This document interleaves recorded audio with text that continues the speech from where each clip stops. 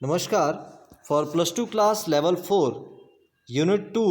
Serviceability replacement और repair of engine components में हमारा सेशन 5 है रेगुलर सर्विसिंग ऑफ एमपीएफआई सिस्टम। इस सेशन में आप जो हमारा एमपीएफआई सिस्टम है उसकी सर्विसिंग और उसका क्या वर्किंग रहती है उसके बारे में आप जानेंगे।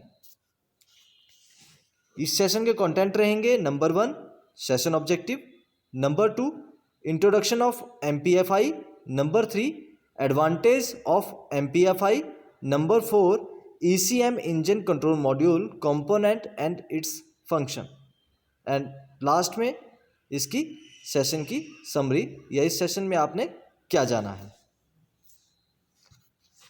Session objectives: number 1 the student will be able to understand and explain the working of MPFI. आप सभी स्टूडेंट जो हैं इस सेशन के बाद एमपीएफआई की जो वर्किंग रहती है उसको अच्छी तरह से समझ पाएंगे। नंबर 2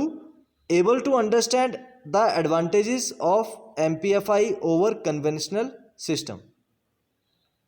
और जो हमारे एमपीएफआई की जो एडवांटेजेस हैं जो हमारा कन्वेंशनल सिस्टम था उसके मुकाबले में, तो उनको भी आप अच्छी तरह से समझ पाएंगे। Number 3 able to understand and explain working of ECM.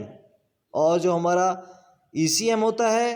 उसकी वर्किंग को भी आप जो है इस सेशन में जानेंगे। MPFI system: in this system each cylinder has number of injectors to supply spray fuel in the cylinder as compared to one injector located centrally to supply spray fuel in case of single point injection system. MPFI multi point fuel injection. इस system में जो हमारा cylinder होते हैं हर cylinder के लिए जो है इंजेक्टर जो है वो लगा होता है और इसमें जो है बिल्कुल सही मात्रा में जो है सही क्वांटिटी में जो है हमारा फ्यूल जो है वो स्प्रे किया जाता है या उसकी सप्लाई की जाती है सिलेंडर के अंदर। जो कि हमारे जो पहले हमारा इंजेक्शन सिस्टम होता था उसके अंदर जो हमारा इंजेक्टर था वो हमारे सेंट्रल लोकेटेड होता था, बिल्कुल सेंटर में लगा होता था और वहाँ से वो फ्यूल की जो है सप्लाई करता था। तो इस केस में जो था सिंगल पॉइंट इंजेक्शन सिस्टम के मुकाबले में जो है हमारा जो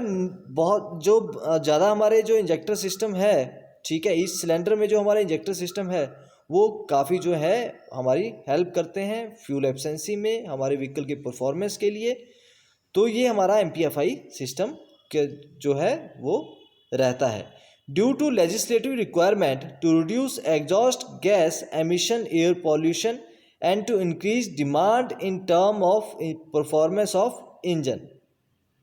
हमारे जो लीगली जो हमारा सरकार के द्वारा जो हमारे जो रिक्वायरमेंट्स रहती हैं कि हमें जो है व्हीकल से जो एमिशन हो रहा है, एयर पॉल्यूशन हो रहा है, उसको कम करना है। तो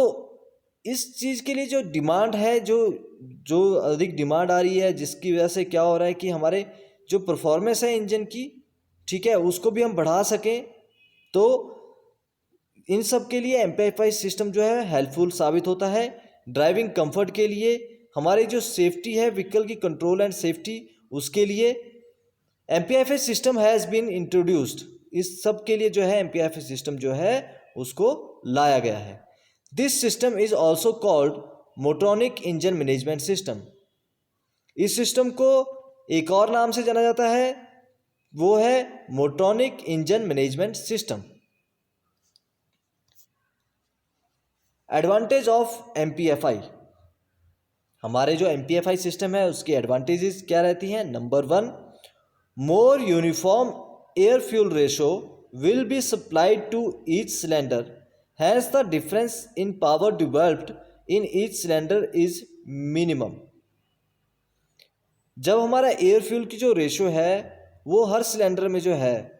बिल्कुल सही यूनिफॉर्मली जो है जाएगी, तो जो डिफरेंस रहता है हर सिलेंडर के अंदर पावर बनने में कि कुछ सिलेंडर में हमारी पावर ज़्यादा बनती है, कुछ सिलेंडर में जो हमारी पावर कम बनती है, जो हमारा एयर फ्यूल रेशो जो आनी है उसके हिसाब से, तो उस चीज़ को क्या कर देता है ये जो है एमपीएफआई सिस्टम वो ख़त्म कर देता है। और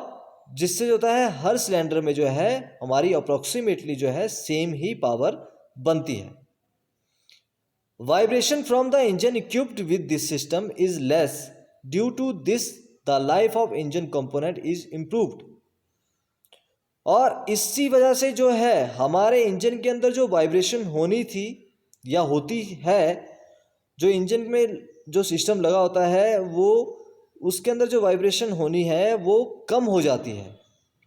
और जो हमारे इंजन के कंपोनेंट्स होते हैं उनकी लाइफ जो होती है वो इंक्रीज हो जाती है, और वो जो है हमारे कंपोनेंट्स जो है इंजन के वो बहुत समय तक जो है हमारे व्हीकल में जो है यूज होते रहते हैं, काम में आते हैं।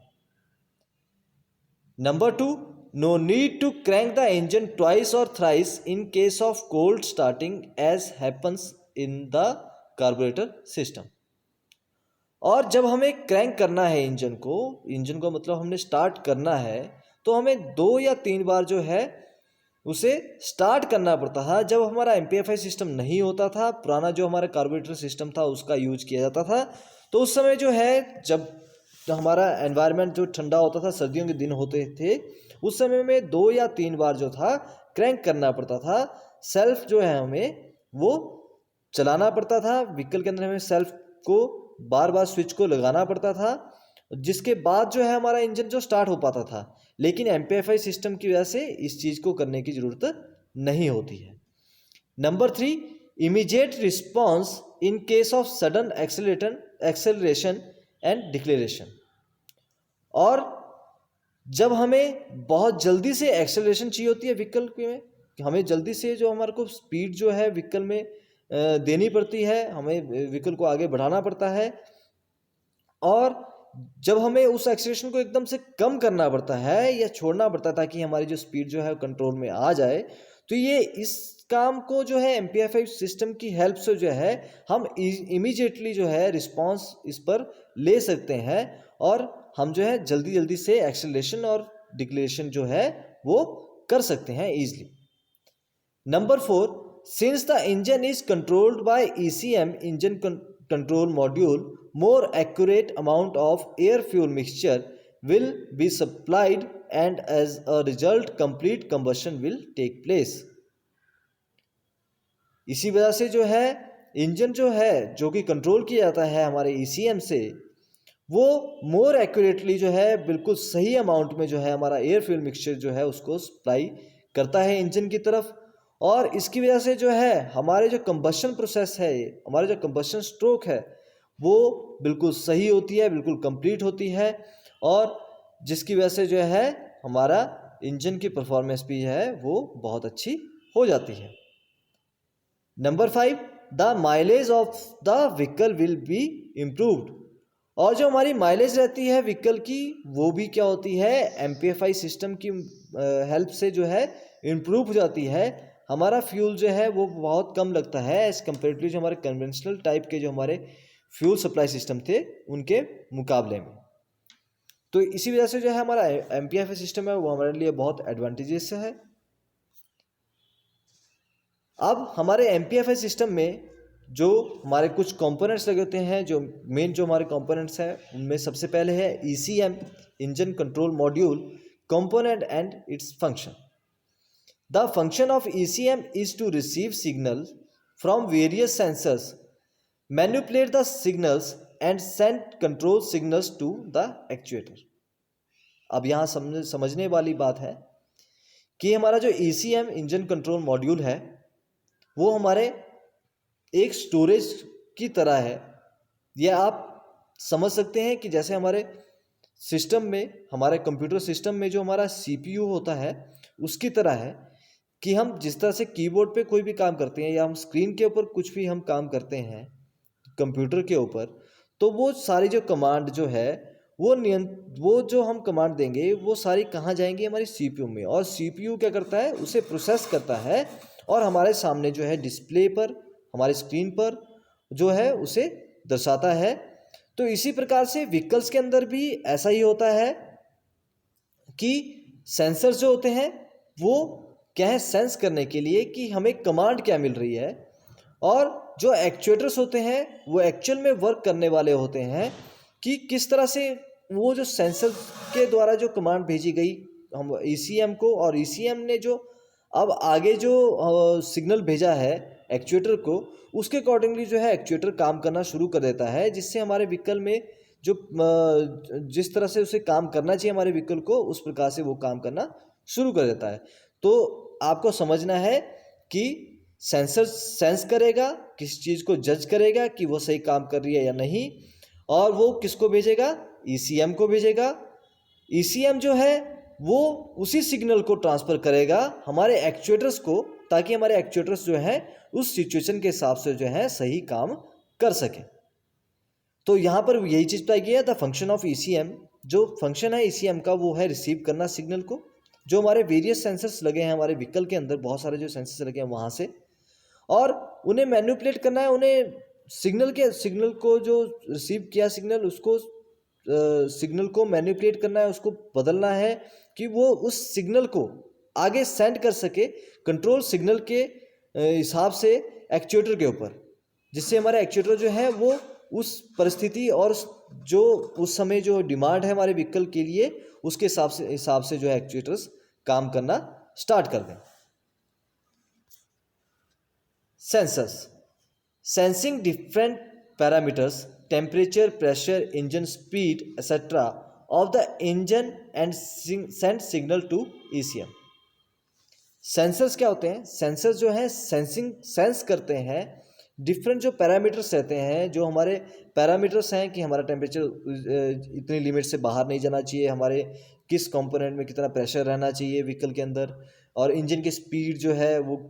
किस हिसाब से बढ़ रही है, कितनी स्पीड उसको इंजन की स्पीड होनी चाहिए रनिंग में।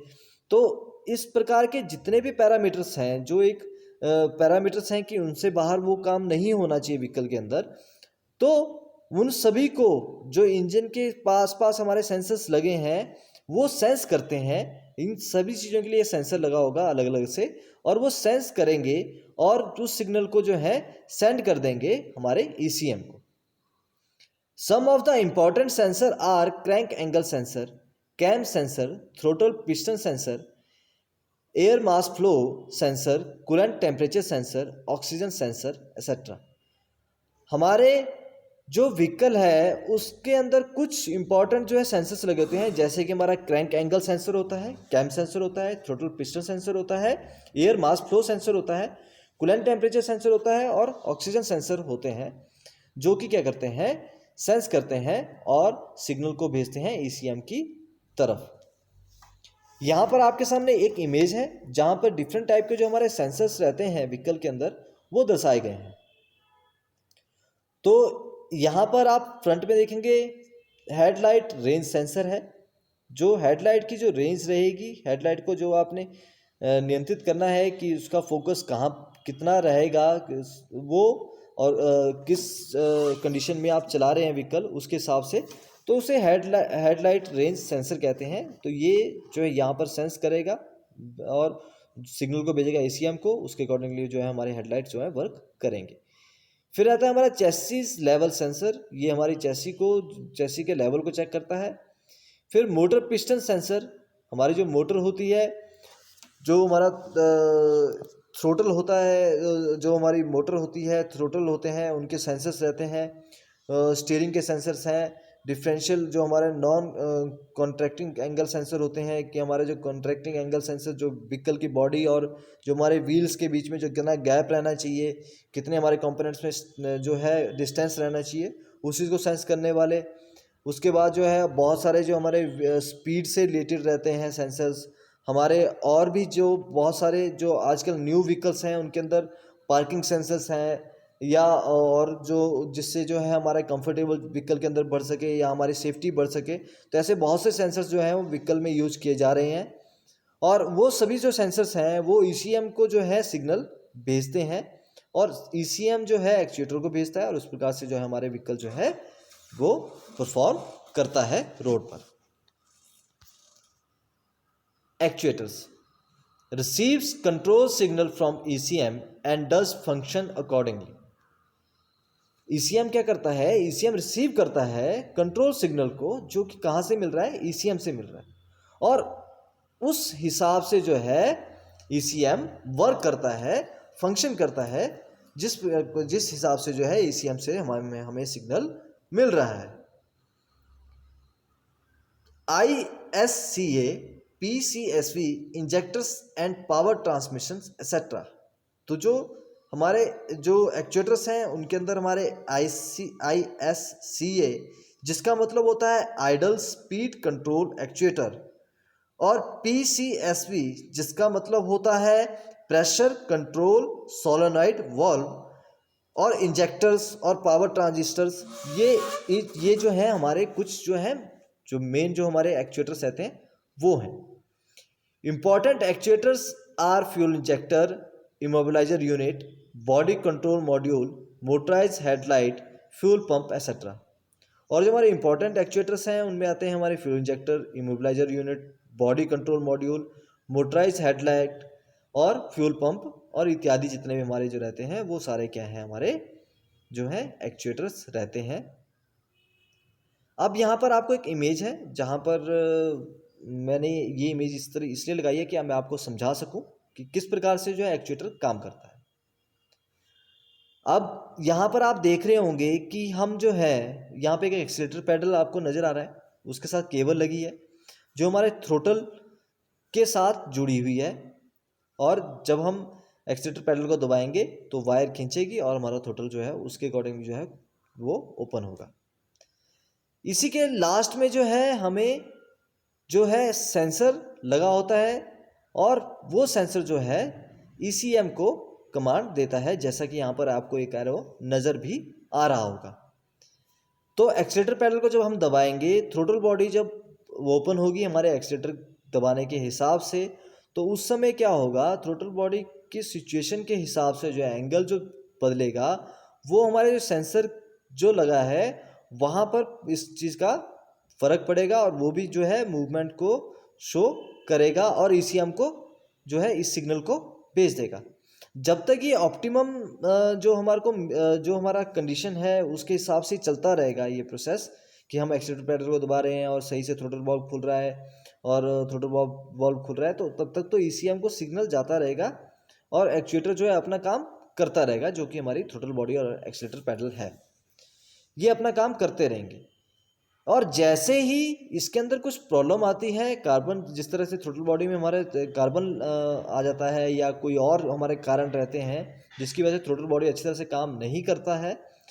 या प्रेशर जो है वो सही नहीं बनता है, तो उस समय जो है हमारा जो सेंसर है वो उस सिग्नल को रिसीव करेगा और ECM को भेजेगा,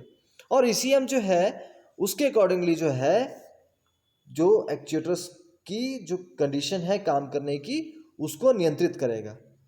और इस चीज़ को जो है हम अलग से भी चेक कर सकते हैं, यदि हमारे व्हीकल में जो कुछ खराबी आती है तो ECM के जरिए जो है हम बड़े जल्दी जो है आइडेंटिफाई कर पाते हैं कि हमारे व्हीकल में किस जगह पर क्या प्रॉब्लम चल रही है।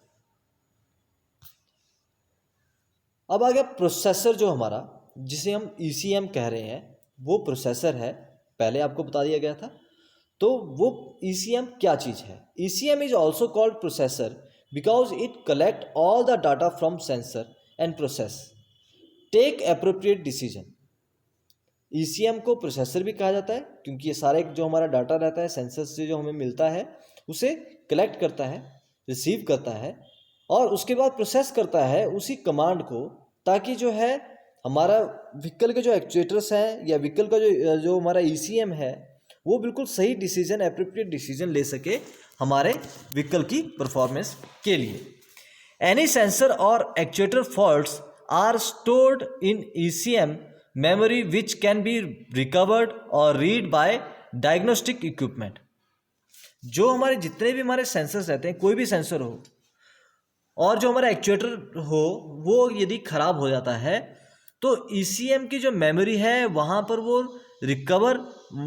वो रिसीव हो जाता है सिग्नल कि हमारे कौन से सेंसर में जो है दिक्कत आ रही है। और जब हम डायग्नोस्टिक जो हमारा इक्विपमेंट रहता है उसके द्वारा जब हम जो ECM को जोड़ेंगे तो उस समय जो है हमें उस डायग्नोस्टिक इक्विपमेंट की मदद से जो है जो भी सेंसर हमारा ख़राब हुआ है उसको रीड करने में या रिकवर करने में, उसे ठीक करने में जो है हमें हेल्प मिलती है। यहाँ पर एक इमेज बनाई है, यहाँ पर जो ब्लू लाइंस आपको नज़र आ रही हैं वो सारी क्या है, वायर सिस्टम है जो ECM के साथ जुड़ा हुआ है। और डिफरेंट हमारे जो ग्रीन कलर में जो है ये कंपोनेंट्स हैं जहाँ पर हमारे सेंसर्स लगे हुए हैं, एक्चुएटर्स हैं जहाँ पर सेंसर्स लगे हुए हैं और एक्चुएटर की वर्किंग के हिसाब से जो है सेंस कर रहे हैं और ECM को सिग्नल भेज रहे हैं। तो ये जो जितने भी सिग्नल आ रहे हैं कहाँ आ रहे हैं, जो ECM की इमेज आपके यहाँ पर बनी हुई है जिसके अंदर आपको बहुत सारे छोटे छोटे जो है पॉइंट्स नज़र आ रहे हैं, जो इनकी आपकी जो हार्ड डिस्क हैं, हार्ड डिस्क टाइप में आपको नज़र आ रहा है। तो ये सारे क्या हैं, ये सब मिलकर जो है सिग्नल को रिसीव कर रहे हैं और ये पूरा का पूरा सिस्टम जो है ECM कहलाता है। जिस प्रकार से हमारा मोबाइल फ़ोन के अंदर भी आपको इस तरह से जो चीज़ें लगी हुई मिलती हैं और भी जो हमारा इलेक्ट्रॉनिक आइटम है वहाँ पर भी ये चीज़ें नज़र आती हैं। तो ये सारे क्या कर रहे हैं, रिसीव कर रहे हैं सिग्नल को और उसके अकॉर्डिंगली जो है एक्चुएटर को जो है कमांड दी जा रही है। नाउ लास्ट में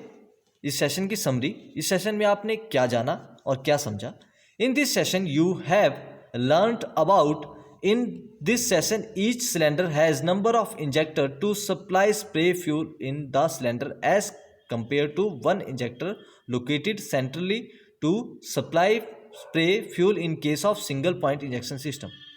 इस सेशन में आपने जाना कि जो हमारा इस सिलेंडर के हर सिलेंडर के ऊपर जो हमारा इंजेक्टर्स रहता है फ्यूल और स्प्रे करने के लिए फ्यूल की, वो जो हमारा पुराना सिस्टम था जिसके अंदर वन इंजेक्टर जो है वो लोकेट किया जाता है और लगाया जाता था सेंट्रल पोर्शन पर किसी सिलेंडर के अंदर, वो जब फ्यूल को स्प्रे करता था उसके मुकाबले में जो है जो हमारा न्यू हमारा MPFI सिस्टम है वो बहुत ज़्यादा जो है इफेक्टिव है, बहुत ज़्यादा काम जो है काम आने वाला है, या हमारे व्हीकल के लिए बहुत ज़्यादा अच्छा रहता है।